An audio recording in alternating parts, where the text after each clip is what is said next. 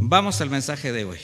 Ya tenemos ahí el texto, el título, y bueno, la semana anterior también fue algo parecido, con la mirada en la meta. Y bueno, ahora va a ser con la mirada o la mano en el arado.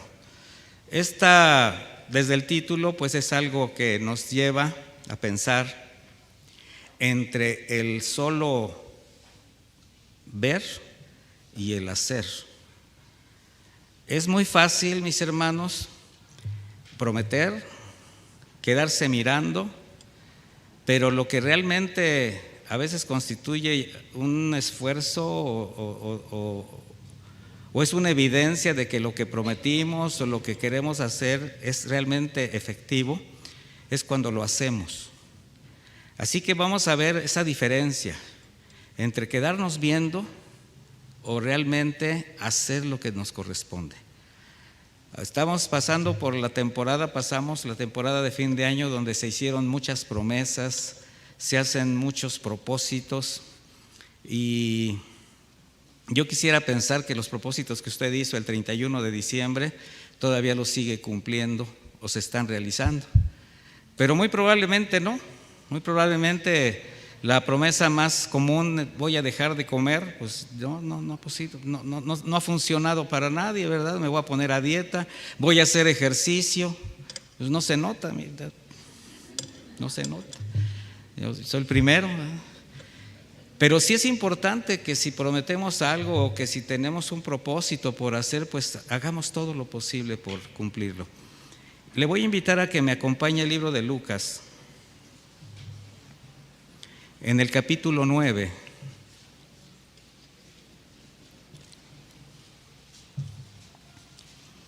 Y vamos a leer el versículo 62. Yo estoy leyendo, como siempre, he estado trabajando con la versión de Reina Valera actualizada. Dice de esta manera: Jesús le dijo: ninguno que ha puesto su mano en el arado y sigue mirando atrás es apto para el reino de Dios. En la enseñanza anterior vimos la importancia y la necesidad de tener convicciones para poder perseverar, para poder caminar esa carrera, correr esa carrera, poniendo pues ahora sí que los ojos en la meta, en el premio supremo. Y esto entendimos que habría que tener perseverancia, paciencia y sobre todo mucha confianza en el Señor para fortalecernos en Él, correr esa carrera, pelear la buena batalla de la fe. Y hoy vamos a ver este mismo caminar, pero bajo otra perspectiva, la perspectiva de la labranza, una perspectiva agrícola, le voy a decir de esa manera. Mire, tenemos que recordar que nuestro Señor Jesucristo usaba de parábolas, de analogías, tomando elementos del entorno o los usos y costumbres de la época para enseñar y para mostrar una condición moral o espiritual. Ese es precisamente lo que significa una parábola: usar ejemplos, analogías para dar una verdad espiritual. Lo que acabamos de leer con respecto al arado es una declaración que el Señor Jesús hace después de haber tenido un encuentro con tres personas de distinta condición, pero también con distintas situaciones. Y voy a tomarlas como la primera parte de este mensaje para mostrar la diferencia entre querer y hacer. O sea, entre poner la mirada en el arado o poner la mano entre el mirar y el hacer. Y nos regresamos un poquito a Lucas 9:57. Ahí la escritura dice: mientras ellos iban por el camino, está hablando de Jesús con sus discípulos, cierto hombre le dice: te seguiré a donde quiera que vayas. Ahora, fíjese la respuesta del maestro. Jesús le dijo: las zorras tienen cuevas y las aves del cielo tienen nidos, pero el Hijo del Hombre no tiene ni dónde recostar la cabeza. ¿Se imagina usted la cara de este hombre? Así como diciéndole: oye, perdona, yo te dije que te quería seguir y me sales con que las zorras y que... Bueno, así era como el Señor trataba, así era como el Señor daba a conocer lo que Él sí veía. Mire, en el contexto, no vaya a él, pero el contexto paralelo a este mensaje en el libro de Mateo dice de esta manera, porque vamos a identificar quién fue el que le preguntó esto. Dice, al verse Jesús rodeado de tanta gente, dio órdenes de cruzar el río. Vino un escriba. Hay otra versión que dice, vino un joven escriba y le dijo, te seguiré a donde quiera que vayas. Entonces no era cualquier persona, era un joven escriba. Pocos escribas, ¿sí sabe usted que eran los que estaban a cargo de la enseñanza, a cargo del estudio de la palabra? Pocos escribas creían en Jesús. Pero por la manera como se dirige al Señor, pues parecía alguien con convicción de seguirlo. Sin embargo, las palabras de Jesús muestran lo que solamente Él puede ver, las verdaderas intenciones del corazón. Así que al ver a este joven, pues lo que vio el Señor fue alguien emocionado, alguien que tenía una emoción pasajera. Quizás acababa de escuchar algo en las palabras de Cristo que le había cautivado, se llenó de gozo, su ánimo despertó y de repente dice, te quiero seguir. Esta respuesta a las palabras de Cristo es muy común, mis hermanos, sobre todo en quien está en una situación difícil. Alguien está en una situación difícil, es expuesto a la palabra de Dios y pues de inmediato hay algo en su corazón que lo hace decir, pues aquí estoy encontrando algo diferente, yo quiero seguir ese camino, ¿verdad? Y bueno, también es muy común esto cuando hay algún interés. Y cuando hay mucho interés, pues cuando alguien escucha las promesas de salvación, las promesas de vida eterna, lo que representa el consuelo del Señor, pues dice, no, yo de aquí soy, yo quiero seguir. Pero cuando las personas se dan cuenta del costo de seguir a Jesús, ahí es cuando surge la verdadera o la realidad moral y espiritual de la persona, en este caso del joven escriba. ¿Cuál era la realidad de este joven escriba? Pues su situación, su condición económica. Una persona acomodada, los escribas normalmente eran de familia de cierta reputación, y por eso el Señor le dice algo así como, ¿de verdad quieres seguirme? ¿Sabes a lo que te estás comprometiendo? O sea, le está diciendo, mira, pues ¿ya viste que las zorras tienen dónde meterse? Tienen casa. ¿Ya viste que los pajaritos tienen un nido? Pues tienen un lugar donde acostarse. Yo no tengo nada y a mí es al que quiere seguir. Entonces Jesús no está rechazándolo, no le está negando la libertad de seguirle, pero sí le está tratando de hacer consciente de lo que está decidiendo, que calcule el costo. Y ahora sí que si después de mirar el arado y la tierra que está delante de él, sigue dispuesto a poner la mano en ese arado, pues adelante. Porque es muy fácil decirle al Señor, yo te seguiré. ¿Se acuerda de Pedro? Mi vida pondré por ti. Aunque a la cárcel vayas, aunque la vida pierdas, yo te seguiré. Él habló de manera imprudente, estaba emocionado, amaba al Señor, sí, efectivamente, quería seguirlo, sí, lo quería seguir, pero no calculaba el costo, no sabía de lo que estaba hablando. Por eso el Señor le dice, Simón, Simón, Satanás los ha pedido para zarandearlos. ¿Y qué dice? Y yo he orado por ustedes, he orado por ti para que tu fe no falte. O sea, te van a zarandear, vas a pasar por las pruebas, pero yo voy a orar por ti. Y cuando pases ese zarandeo, cuando regreses, entonces sí vas a confirmar a tus hermanos. Entonces sí me puedes seguir. ¿Qué fue lo que confrontó el Señor Jesús a Pedro? Su orgullo, su autosuficiencia. Finalmente Pedro entendió. Porque el Señor no rechaza a ninguno, mis hermanos. Al contrario, Él nos invita a caminar con Él. Y de hecho todos tenemos un camino que recorrer.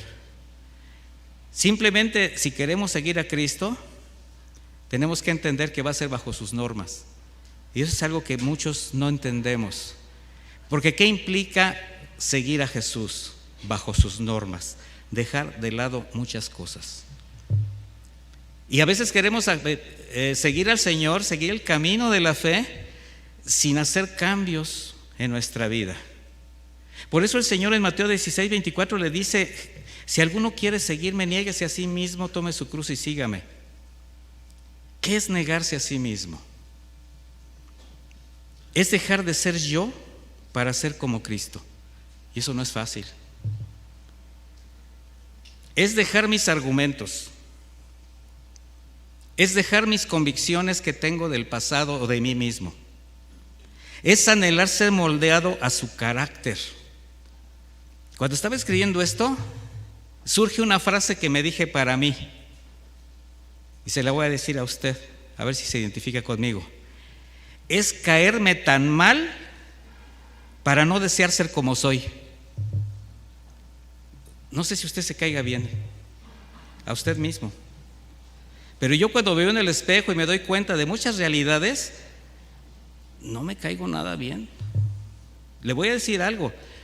Yo estoy convencido que si yo viera a Álvaro Camarena desde fuera y yo fuera otra persona, yo no sería su amigo de ese señor. O le diría: cámbiale. ¿Usted sí está a gusto como es? A ver. Entonces, ¿sí se identifica conmigo? ¿Sí se cae mal? Entonces, ¿qué tenemos que hacer? Cambiar aquello que sabe. Si nos caemos mal a nosotros mismos, imagínense a la gente. Y la gente no te dice nada por respeto, por miedo, por lo que sea. Me encantó que en este momento me hayan corregido la fecha. Me encantó. O sea, yo no soy de los que me molesto si me dicen se equivocó, porque tengo que ser consciente de mi falibilidad, o sea, de que yo cometo errores. ¿Qué dije? 9, ¿qué era? 10. No, sí, gracias. Igualmente, si usted ve que yo aquí digo una cosa, algo que no esté en la Biblia o que no esté avalado por la palabra de Dios, tiene usted todo el derecho de decírmelo. Y yo no tengo ningún derecho de molestarme. Usted viene con la palabra y me dice: ¿sabe qué? Mire, pastor, usted dijo esto y aquí dice así. ¿Me puede decir por qué lo usó de esa manera? Bueno, yo ya le podré explicar por qué usé cierto versículo o cómo fue que lo quise aplicar. Pero si me equivoco, ¿qué tengo que hacer?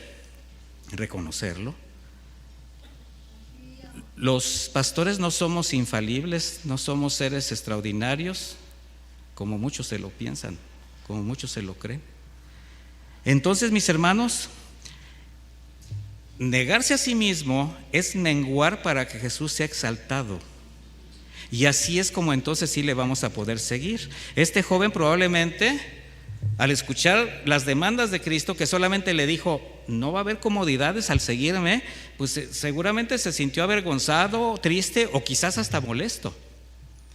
Pero cuando vio el arado, cuando vio la tierra que tenía que caminar por seguir a Jesús, lo que representaba, pues prefirió no tomarlo y abandonó a Jesús. Quizás se fue muy triste, no sé. En el versículo 59 dice la Escritura: y dijo a otro: sígueme. Pero él le dijo: Señor, permíteme ir primero a enterrar a mi padre. Y Jesús le dice: deja que los muertos entierren a sus muertos, pero tú ve y anuncia el reino de Dios. Palabras muy fuertes que tenemos que entender. Los que seguían a Jesús eran discípulos. O sea, lo seguían porque escuchaban sus palabras, querían aprender de él.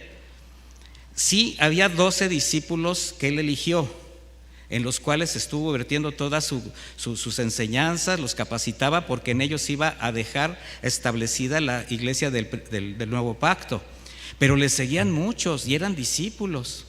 Si usted se da cuenta, cuando envía a los 72, habla que mandó 72 discípulos. Entonces mucha gente le seguía. Entonces este discípulo no se ofrece voluntariamente, fue llamado por el Señor, le dice: tú sígueme. Y aunque parece estar de acuerdo con seguirle, aquí hay algo que no le permite: sus intereses. Por eso le dice: Señor, sí iré, pero ahora no puedo. En cuanto resuelva este asunto. Ahora, ¿A qué se refería él?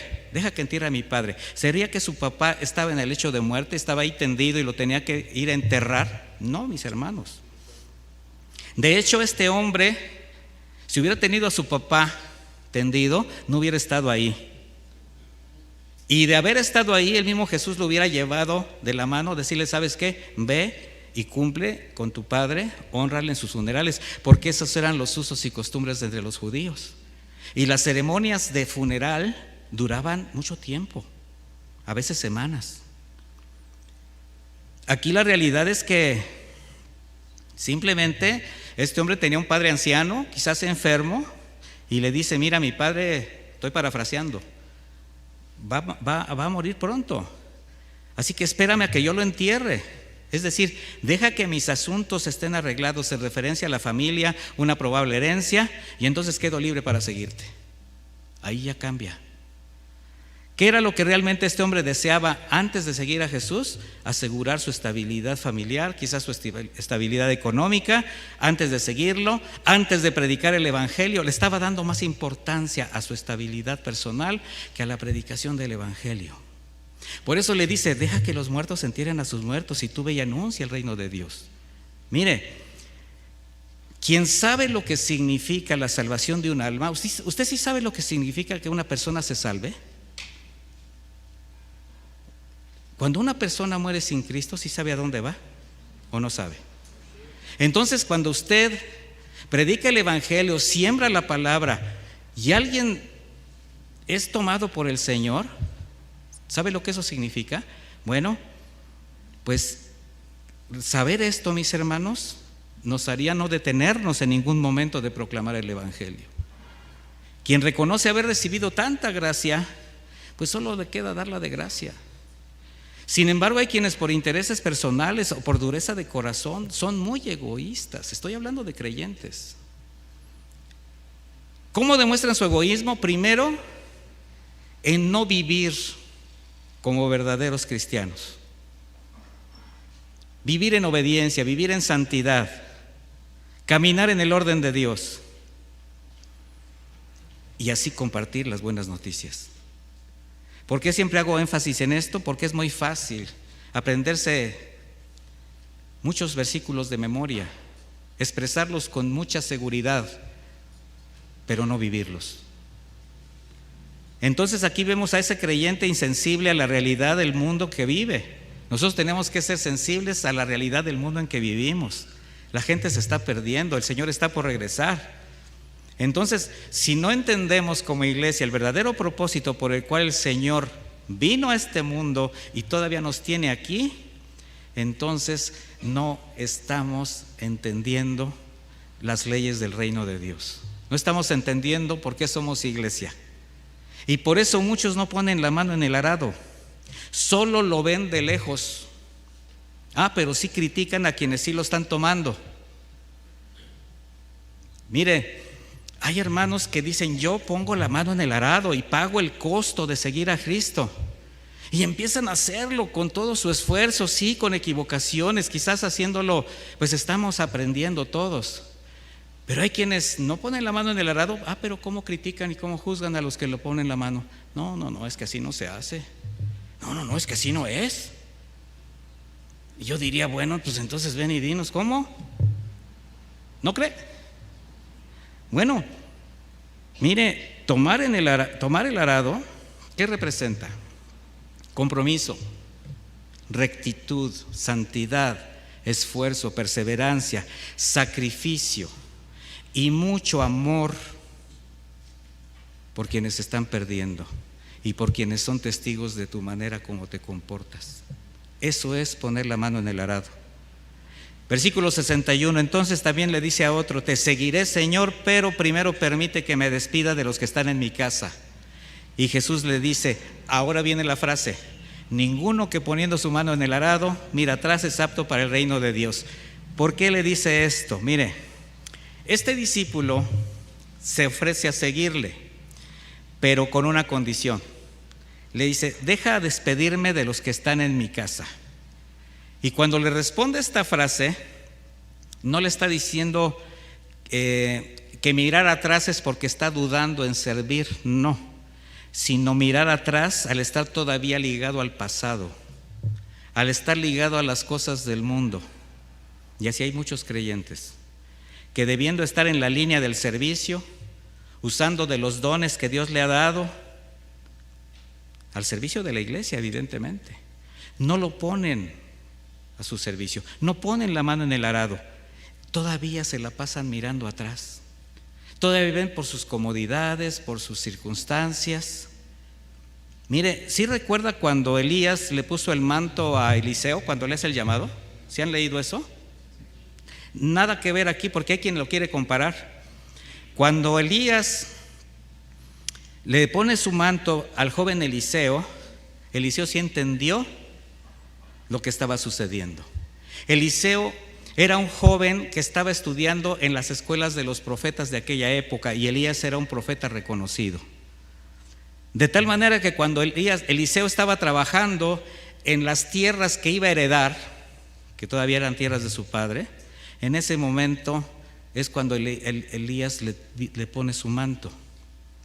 En ese momento Eliseo corre tras el profeta y le dice: te ruego que me dejes besar mi padre y mi madre y luego te seguiré. Elías le dijo: ve, vuelve, porque ¿qué te he hecho yo? Es decir, yo solamente fui obediente al Señor, te eché mi manto, pero el que te ha llamado es Dios. Entonces, con esa sencillez del que cree, del que confía, Eliseo lo deja todo. Y dice que toma los 2 bueyes con los que estaba arando, los sacrifica, toma el arado, lo despedaza, hace leña y ahí cocina los bueyes para dárselo a la gente en señal de despedida. Y se fue tras Elías. ¿Qué hizo Eliseo? Quemó todo. Dijo: yo ya sé a quién voy a servir. Aquí están los animales que voy a heredar, aquí está el arado con el que voy a trabajar, todo lo entrego, beso a mi padre, a mi madre, y yo te sigo, Señor. Entonces, nada que ver. Lo que demostró Eliseo fue que podía regresar a despedirse de su familia sin ningún peligro de volver atrás, porque su corazón pertenecía al Señor. Entonces, la advertencia de Jesús no fue en contra de que este joven se despidiera de los suyos, sino de las consecuencias que, a causa de su inmadurez, ese abrazo de los suyos, su familia, sus amigos, sus relaciones, sus intereses, le ganaran y no regresara. Porque el arado es símbolo de un caminar recto, mirar al frente, sin voltear, sin tropezar, sin desviarse. Eso es seguir a Cristo, con los ojos puestos en Él, haciendo caso omiso de cualquier distracción, perseverando ante los obstáculos del camino. Se los he dicho una y otra vez, lo hemos compartido aquí. ¿Será que vivir la vida cristiana es fácil? No, mis hermanos, es sumamente difícil. Pero cuando te pones en las manos del Señor, sí se puede. ¿Por qué? Porque el único que puede vivir la vida cristiana se llama Jesucristo. Por eso la necesidad de ser formados a su carácter. Y es muy fácil, aún siendo creyentes fieles, mirar el arado, ver la labranza que está delante, pero verla de lejos. Sin embargo, poner la mano en el arado y trabajar, eso es pasar a otro nivel espiritual, a otro nivel de nuestra vida cristiana. Porque eso fue lo que el Señor nos llamó, mis hermanos. Hay una misión que cumplir. No podemos ser solamente espectadores. En la enseñanza anterior vimos cómo cuando llegamos a la fe somos puestos al inicio de una carrera, con una meta que alcanzar, un premio, pero también somos puestos delante de un arado con un trabajo que hacer. Sin embargo, la decisión de poner esa mano en el arado, ¿de quién es? De nosotros. Ahora sí que o se le quedas mirando o pones la mano y te pones a trabajar. Y eso va a depender de la condición de tu corazón, pero también de las intenciones que albergas en el corazón. Por eso Pablo también compara la carrera de la fe con el trabajo de un labrador, que para comer de su labranza primero debe trabajar la tierra. ¿Y sabe qué? Trabajar la tierra es un trabajo agotador, que requiere de mucho esfuerzo, paciencia, perseverancia. No sé cuántos de ustedes conozcan el trabajo de un campesino. pero es un trabajo agobiante, es un trabajo tremendo, respetable por lo que representa físicamente, poder cosechar para dar. Dice 2 de Timoteo 2:6, el labrador, para participar de los frutos, ¿qué dice? Debe trabajar primero. Ah, qué palabra. A ver, mis hermanos, ¿quiénes desean participar de los frutos de su nueva vida en Cristo? ¿Quiénes? Pues hay que trabajar. ¿Y hay que trabajar en qué? En lo que tenemos en el corazón. Y para trabajar primero hay que poner la mano en el arado, con la firme intención de no voltear hacia atrás. Así es como vamos a fructificar al 30, al 60 y al 100. En la parábola del sembrador, el Señor nos muestra cómo hay muchas cosas que pueden detener a alguien de caminar en la fe. Los afanes del mundo, el engaño de las riquezas, los placeres de la vida. Y eso hace que la palabra que se sembró se haga infructuosa. En esta parábola del sembrador que vamos a ver a continuación, el Señor compara 4 tipos de tierra con el corazón del hombre, donde la palabra que fue sembrada es, la semilla que fue sembrada es la palabra de Dios. En una de las tierras fue robada, en otras 2 tierras solamente llegó a germinar un poquito, al final se pierde, y solamente una tierra dio fruto. En el contexto general de esta parábola, sabemos que tiene que ver con la predicación del Evangelio. El verdadero Evangelio, el que expone la condición del corazón y el costo de caminar con Dios. Pero yo quiero tomarla precisamente para enfatizar este hecho, lo que puede detener tu caminar. De manera que cuando una persona es compartida con el Evangelio, cuando una persona es expuesta a los fundamentos de la palabra de Dios, es puesta ante una puerta desconocida, una tierra desconocida. ¿Cuántos de ustedes cuando les predicaron el Evangelio se quedaron así como con cierto desconcierto? ¿Qué me estás diciendo? ¿De qué me estás hablando? ¿Me estás hablando de una vida diferente, de cambios? Y lo primero que haces es rechazar. ¿Por qué crees que se rechaza el Evangelio a la primera, normalmente? Porque se empiezan a calcular los costos de seguir a Jesús o quedarse en la misma condición. Por eso es un paso de fe. Así como Abraham. A él se le dijo: sal de tu tierra y de tu parentela, hacia donde yo te diré. No le dijo ni dónde ni cómo. Y él solamente obedeció. Cuando nosotros somos compartidos del Evangelio es algo similar. Tienes que salir de la condición en que estás hacia una tierra que no conoces, pero que yo te mostraré. Así es como vemos a muchos. Hay quienes en cuanto escucharon el Evangelio, lo recibieron con gozo, con humildad de corazón, cayeron de rodillas, se arrepintieron y comenzaron la carrera de la fe. ¿Cuántos en el momento que les predicaron el Evangelio les pasó esto? Inmediatamente. Qué difícil, ¿verdad? Edad, como dicen allá en Guadalajara, se me quedó eso. Sin embargo, otros tuvieron que pasar mucho tiempo, muchos años, por la dureza de su corazón, sufriendo las consecuencias de rechazar a Jesucristo. Finalmente tomaron el arado, finalmente están aquí. En lo particular, mis hermanos, yo ya se los he dicho en alguna ocasión, a mí me compartieron el Evangelio un día, como a todos ustedes, pero yo recibí al Señor 14 años después de mucha oración, después de estar insistiendo, predicándome el Evangelio. Mi hermano que ya está con el Señor, mire, llegó el momento en que, se los he platicado, dejé de ver a mi familia 3 años para que no me hablaran de Cristo. Porque ya sabía, me molestaban. Y mírenme ahora. Sí se puede, mis hermanos. Así que usted predique el Evangelio, siembre, ore y créame, el Señor responde. No importa lo duro de la piedra, Yo veo en mi vida un ejemplo y no se imagina, por eso me caigo mal, por acordarme de todas las cosas. Bueno, Marcos 4:3.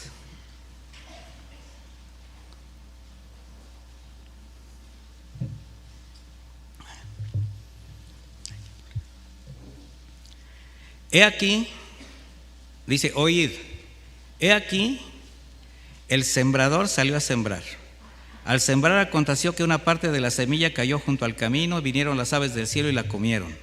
Otra parte cayó en pedregales donde no tenía mucha tierra y brotó pronto porque no tenía profundidad de tierra. Pero salido el sol, se quemó y como no tenía raíz, se secó.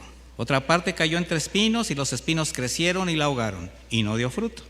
Pero otra parte cayó en buena tierra, dio fruto y brotó y creció y produjo a 60, a 30, 60 y a 100 por uno. Entonces les dijo, el que tiene oídos para oír, oiga. ¿Usted tiene oídos para oír? Pues oiga, porque seguramente el Señor nos está hablando.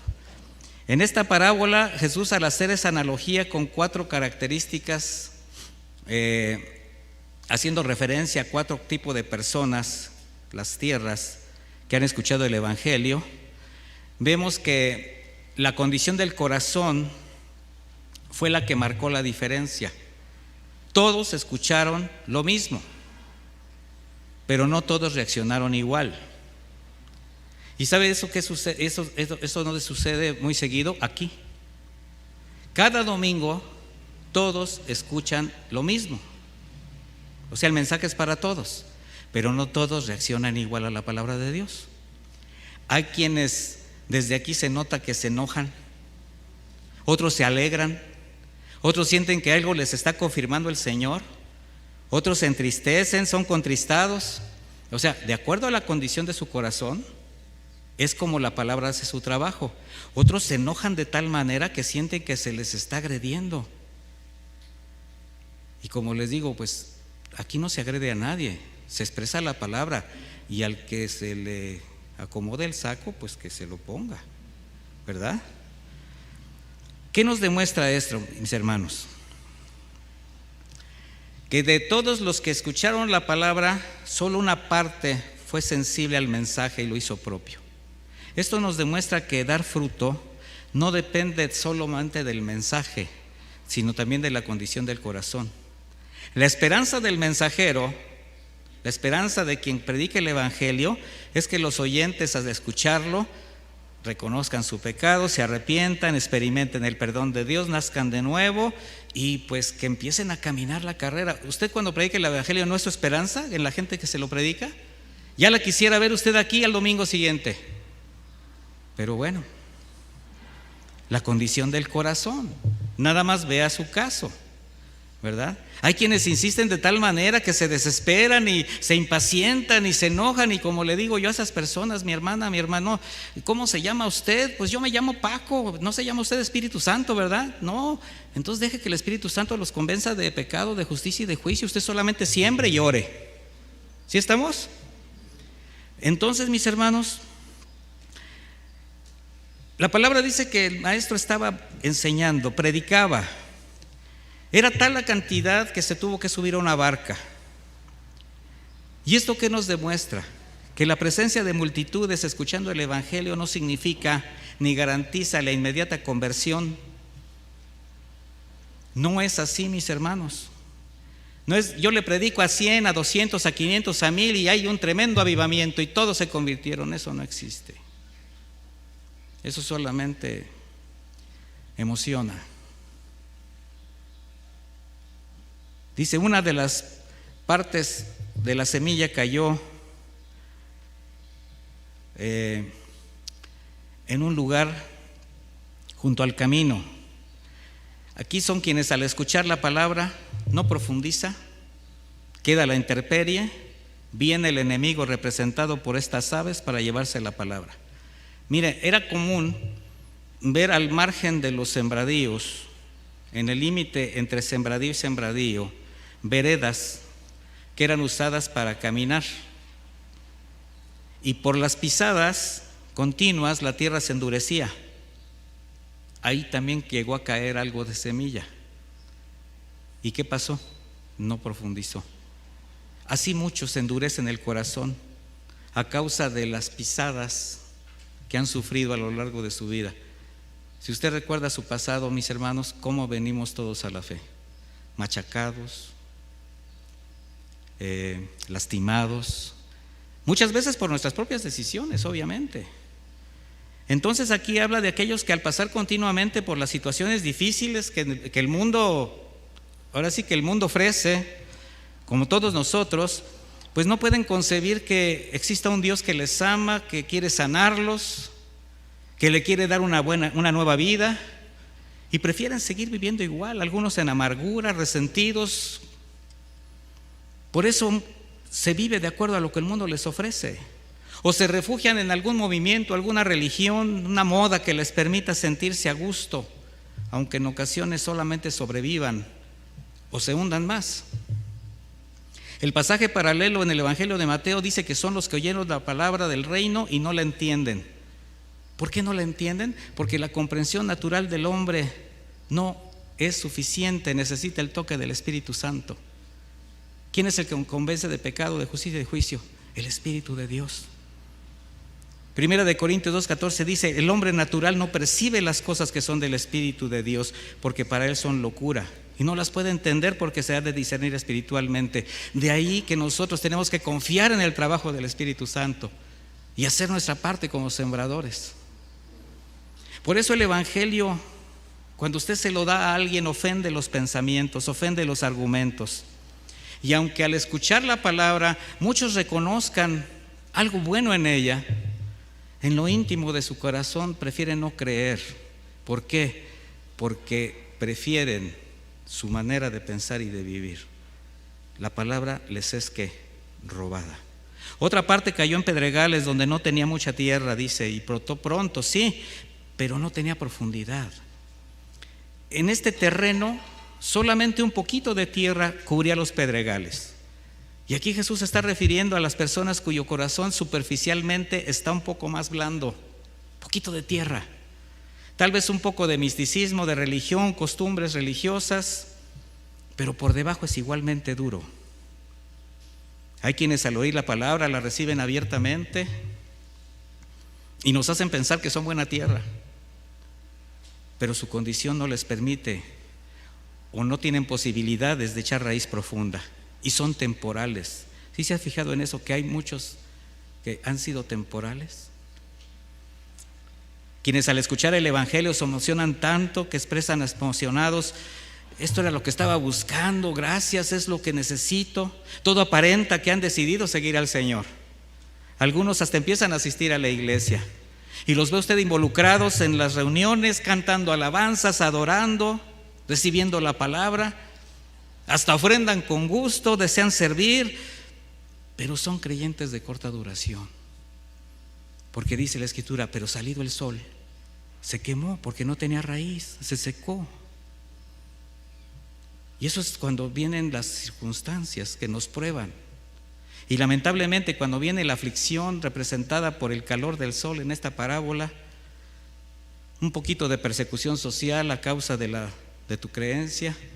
No, ya te cambiaste, ya eres un aleluya, ya eres esto, y empieza el corazón a sentirse mal, el rechazo habitual, la confrontación constante a arrepentirse, a santificarse, la exhortación a dejar los malos hábitos, cambiar de manera de pensar. Bueno, todo eso hace que mucha gente se sienta mal. Llegan las pruebas que son necesarias para madurar, y bueno, todo esto lo empieza a hacerse sentir frustrado. Y como no hay raíz que le afirme, pierden el ánimo, el interés, se van secando y llegan a apartarse fácilmente. O sea, hacen de lado su débil decisión de seguir a Cristo. Hay agresiones sociales que desaniman, mis hermanos. El joven se convierte, el joven cambia de sus hábitos, se drogaba, tomaba, era amiguero, de repente cambia su manera de ser y el papá le dice: pues yo te prefiero ver borracho que andes con esos. Yo lo he escuchado, El esposo se convierte, la esposa no quiere saber nada y viceversa. Bueno, hay quienes han afirmado su fe, pero hay quienes han hasta llorado por renunciar a Cristo, por decidir regresar a la vida anterior, pese a haberlo conocido. Otra parte cayó en espinos, y los espinos crecieron y la aguaron y no dio fruto. Estas semillas que nacieron o que cayeron entre espinos hace referencia a la que cae en medio de la maleza silvestre. ¿Sabía usted que la maleza silvestre crece muy rápido? Así como crece se quema, pero es muy rápida. Pero una plantita, un árbol frutal, se toma su tiempo. Bueno, la semilla que cae entre la maleza crece de manera que le roba humedad, pero también le roba luz, y por eso no puede crecer, se ahoga. Y aquí habla la Escritura de los que, amando más las cosas del mundo, pues la palabra implantada no alcanza a veces ni a nacer, mucho menos a crecer. Son quienes escuchan la palabra, pero sus preocupaciones, los afanes, el engaño de las riquezas, la codicia, el pecado, ahoga la palabra, se hace infructuosa. El apóstol Juan dice: no amen al mundo, ni las cosas que están en el mundo. Si aún uno ama al mundo, el amor del Padre no está en él. El último grupo está representado por la semilla que cayó en la buena tierra, limpia, preparada para recibir todo lo que el sembrador sabe que es necesario para que crezca. Dice que otra parte cayó en buena tierra, dio fruto, brotó, creció, produjo a 30, 60 y 100 por uno. Habla del corazón humilde, del corazón dócil, que ya está convencido de haber experimentado, de haber alcanzado la gracia de Dios, el abrazo de Dios, el perdón, la misericordia. Su corazón es una buena tierra, y ahí la semilla hace raíces profundas. Penetra de tal manera, mis hermanos, que puede permanecer y difícilmente se habrá de desarraigar. Así es como nace un árbol sano. Un árbol sano, bueno, en referencia a un verdadero creyente, que abonado con los nutrientes de la palabra, con el cuidado del Espíritu Santo, crece y comienza a dar fruto de una manera constante, creciente. Por eso dice el Señor que produce 30, 60 y 100 por uno. O sea, no vuelve la mirada atrás, no disminuye el fruto que da, antes al contrario, va en aumento. Es un árbol bien plantado que no admite contaminaciones y que sí permite seguir siendo abonado, podado por el gozo de dar fruto a quienes tienen necesidad de comer fruto que alimente. ¿Sabía usted que usted es un árbol plantado para alimentar o nada más para lucir? Como la higuera que el Señor maldijo. ¿Se acuerda de esa higuera?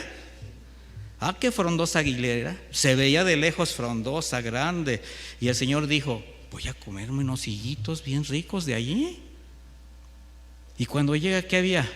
Puro follaje. Y así hay muchos creyentes muy esplendorosos, muy sabios, muy todo lo que usted quiera, pero puro follaje, ni de dónde comer.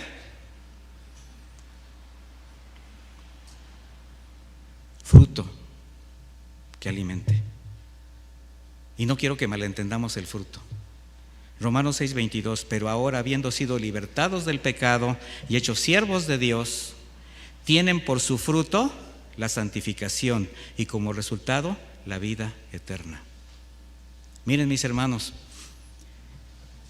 es muy lamentable ver cómo en muchos lugares iglesias cristianas te dicen: no, es que para que tú des fruto tienes que traer gente aquí. Así es como tú vas a fructificar. Y ya ¿sabe qué le digo a esos pastores? Que estudien la Biblia o que se conviertan. Dar fruto tiene que ver con lo espiritual. Y al haber cambios de manera de pensar y de vivir, tú te conviertes en un evangelio viviente que puede dar otro tipo de fruto. Pero el fruto del Espíritu es amor, gozo, paz, paciencia, benignidad, bondad, fidelidad, mansedumbre, dominio propio. Contra tales cosas no hay ley. Porque los que son de Cristo han crucificado la carne con sus pasiones y deseos. Y ahora, si vivimos por el Espíritu, andemos también en el Espíritu. Ese es el fruto que el Señor espera de ti y de mí. Y eso, mi hermano, es lo que va a hacer que muchos volteen la mirada a tu vida y digan: ¿qué fue lo que pasó con esa persona? Evidencias de un cambio de manera de pensar y de vivir. Por eso dijo el Señor: hagan pues frutos dignos de arrepentimiento. Bueno, eso lo dijo Juan Bautista. ¿Cómo es dar frutos dignos de arrepentimiento? Andar dignos del Señor, es decir, dignos del perdón y de la gracia inmerecida, haciendo lo que a Él le agrada. Fruto en toda buena obra, creciendo en el conocimiento de Dios. Así como el árbol plantado junto a corrientes de aguas que da su fruto a su tiempo y su hoja no cae. Y todo lo que hace, ¿qué? Prosperará. Un buen árbol, mis hermanos, un creyente verdadero que reconoce al Señor como la única fuente de vida, no necesita nada más para crecer. Por eso no se permite contaminar con las aguas sucias de las filosofías mundanas, de las falsas doctrinas o motivadores que te dicen: de esta manera avanzarás en la fe. Solo la palabra de Dios les alimenta. El Señor dijo en Juan 15:1, acompáñame.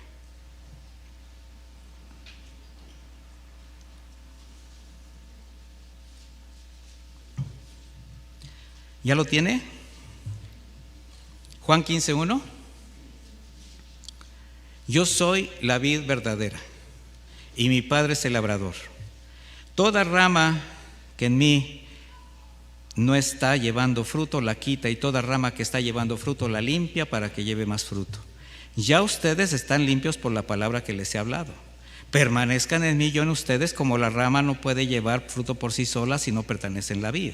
Así tampoco ustedes si no permanecen en mí. Yo soy la vid, ustedes las ramas.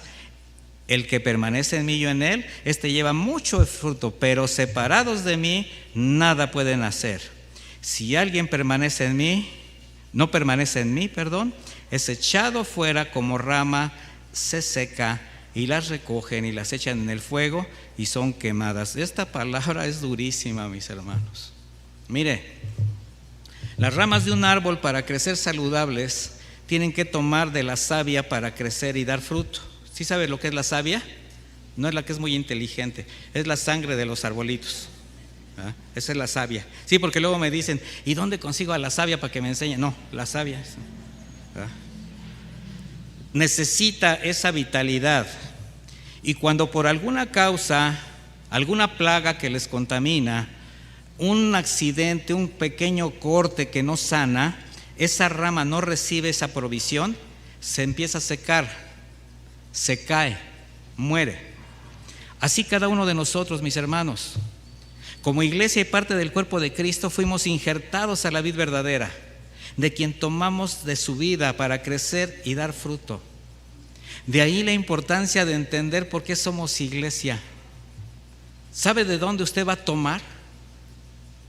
De Jesús, mi hermano.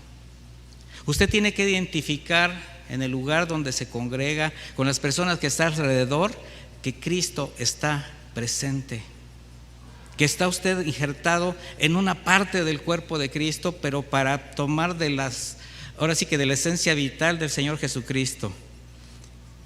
En un árbol frutal, sus ramas pueden ser fructíferas o estériles, según haya una conexión entre la rama y el tronco. Así que hay ramas sin fruto, ni brotes, que solo están ahí, pero no fluye en ellas la vida del tronco. Y esa sequedad las hace caer. También en la vida hay creyentes en la iglesia que pueden ser fructíferos moral y espiritualmente según estén vitalmente unidos a Cristo. O si solamente están adheridos a Él externamente, mecánicamente, religiosamente, entonces la vida de Cristo no fluye en ellos. Solamente son árboles frondosos, al mismo tiempo son ramas secas. ¿Sí se entienden las analogías? Y es muy lamentable ver en la iglesia creyentes secos que no fructifican.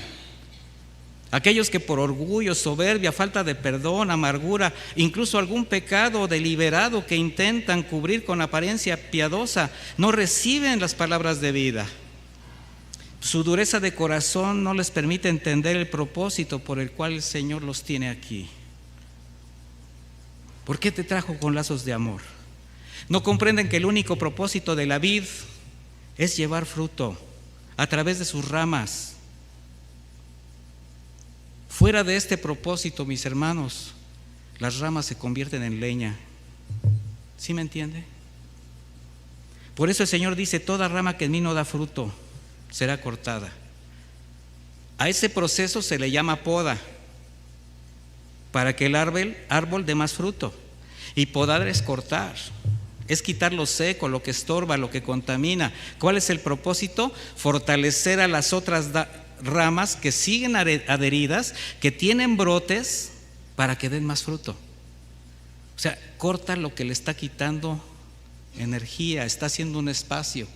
Esto es, oye, muy difícil, porque así es el cuidado del Señor para con nosotros. Nos poda las ramas secas. Ahora imagínense que es usted un árbol, y esas ramas secas que estorban, que desvían su atención del propósito de ser iglesia, el Señor las tiene que podar. Ramas de desobediencia, de orgullo, de rebeldía, de envidia, de difamación, todo eso interfiere en su proceso de fructificar. Mi hermano, el pertenecer a la iglesia de Cristo es algo privilegiado, como lo digo desde el principio.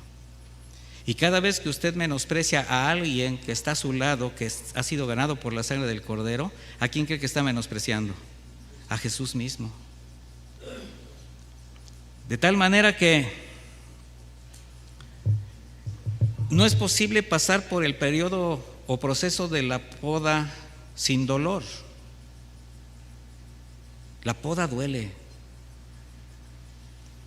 Imagine al sembrador con una hacha frente al árbol para cercenarle todo lo que estorba. Usted nada más toma esa fotografía y parece que le va a hacer daño. Sin embargo, finalmente lo que va a hacer es podarlo, limpiarlo para que dé brotes nuevos.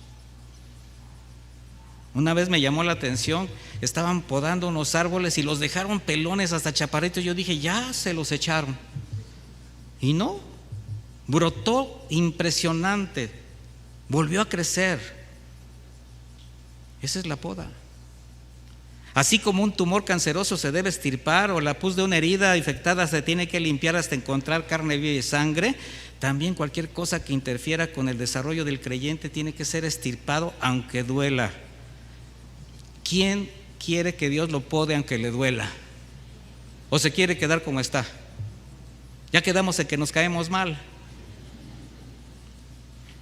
Pero fíjese, hay algo paradójico. Hay quienes hasta parece que disfrutan con sus ramas secas. Disfrutan de la amargura, del orgullo, de la soberbia, que no les permite tomar de las sanas palabras de Jesús, y se quedan secos, sin fruto. Con el tiempo van a caer, o habrán de ser podados para no contaminar a los demás. ¿Creen que habrá dolor en el proceso de la limpieza? Sí, pero ¿será bueno y necesario? Sí. ¿Por qué? Porque está estorbando tu relación con Dios primero, luego tu relación con tus semejantes, hablando de los más cercanos primero, y de ahí te va a evitar el crecimiento espiritual. Entonces, si Dios te está podando, ¿por qué crees que es? Porque te ama, te está cuidando aunque te duela. Concluyo con esto, mis hermanos. Delante de Dios somos la tierra donde ha sido depositada su semilla. Pregúntate cómo está germinando. Somos el árbol del que se espera buen fruto que alimente. Pregúntate cómo estás fructificando. Pregúntate a cuántas personas estás alimentando. Y primero, fíjate en las personas que están a tu alrededor, a tus más cercanos, a tu propia familia. ¿Será que estás dando fruto al 30, al 60, al 100? ¿O solamente eres una rama estéril? Quizás muy frondosa. Somos el sembrador que ha sido puesto ante una tierra que se tiene que labrar y que sembrar. Y el Señor nos ha entregado un arado. ¿Tú qué vas a hacer con ese arado? ¿Solo lo mirarás o lo tomarás en tus manos para trabajar? ¿Qué vas a hacer con el amor, la misericordia y el Señor que ha desbordado en tu vida con tanta gracia? ¿Acumularla? ¿Qué vas a hacer con el conocimiento que tienes de la palabra de Dios? ¿Atesorarla de tal manera que ya no tienes más de dónde acumular? Mire, llega un momento en que a veces tanta información, tanta gracia derramada nos llega a obstruir. Tenemos que hacer que fluya todo esto para que haya renuevos. ¿Cómo estás fructificando en tu vida como cristiano? Medítalo. ¿Qué necesitas que sea podado de tu vida? ¿Cuáles son las ramas que te están estorbando? ¿Qué ha pasado con la semilla que fue implantada en lo más profundo de tu corazón? Yo te voy a invitar a que hagamos una oración. Ponte de pie, mi hermano, y como siempre lo hacemos, reflexiona la palabra. Medítala, pero medita la palabra poniéndote tú ahí. ¿Qué estoy haciendo con la semilla? ¿Qué estoy haciendo con la tierra? ¿Qué estoy haciendo con el arado? Porque finalmente el Señor nos va a demandar algo. Al final de los tiempos, mi hermano, el Señor nos va a preguntar, o le tendremos que dar cuentas. ¿Cómo te vas a presentar delante de Él? No es que pues tantas ocupaciones, Señor, mi familia, mis intereses, siempre pensando en ti. O quizás tú puedas decirle, Señor, de los talentos que me diste, he aquí te doy el doble. No importa si el Señor te da 1, si te da 2, si te da 3. Recuerda que no es importante lo que te da. Lo importante es ponerlo a trabajar. El problema fue para el que lo escondió. Pero así tengas 1 y le des al Señor la parte que le corresponde, para lo que tú fuiste sembrado, para lo que tú fuiste plantado, la recompensa es la misma. Pasa al gozo de tu Señor. Bien, siervo fiel. ¿Quieres escuchar esas palabras? Entonces medita. ¿Qué has hecho con todo ese caudal de gracia, de generosidad, de amor, de misericordia, de provisión en todos los sentidos, física, material, espiritual? Todo eso que el Señor te ha dado, ¿lo estás poniendo a su servicio o a tu servicio? Bendito Dios, te damos gracias. Te damos gracias por tu palabra. Yo te invito a que hagas una reflexión personal, porque son buenos tiempos, mi hermano, son buenos tiempos. Estamos comenzando un año y, como lo decíamos al principio, comencemos diferente. Dejemos atrás las cosas que nos llegaron a cauterizar el corazón, que nos hicieron costumbre. Es tiempo de mirar hacia adelante. Es tiempo de poner la mano en el arado y empezar a labrar. Gracias, Señor, porque tu palabra nos lleva siempre a otro nivel. Y aunque nos llegue a perturbar lo que encontramos en nuestra conducta, aunque nos llene de incertidumbre en nuestras propias decisiones, tú siempre tienes una palabra, siempre tienes algo para nosotros que nos renueva, que nos anima, que nos cambia. Y Señor, aquí está tu pueblo, aquí estamos tus hijos, como árboles esperando ser podados, porque queremos dar fruto, porque queremos hacer tu voluntad, Señor. Tenemos una tierra delante que labrar. Tantas cosas, Señor, una familia, un trabajo, una iglesia. Tenemos una misión. Así que, Padre, ayúdanos, síguenos fortaleciendo, síguenos llevando de la mano. Y lo que estorbe, Señor, quítalo, quítalo. Pero eso sí, mi hermano, tú tienes que tener la disposición a que si el Señor te demanda algo, si el Señor te quita algo, no lo pienses, no pelees con Dios, solamente obedece. Gracias, Señor. Gracias por este mensaje que nos permite reconocernos tal como nos ves tú, y sabemos que tú siempre seguirás perfeccionando la obra que comenzaste. Muchísimas gracias, Señor. Bendice a mis hermanos en el nombre de Jesús. Amén. Dios les bendiga, mis hermanos.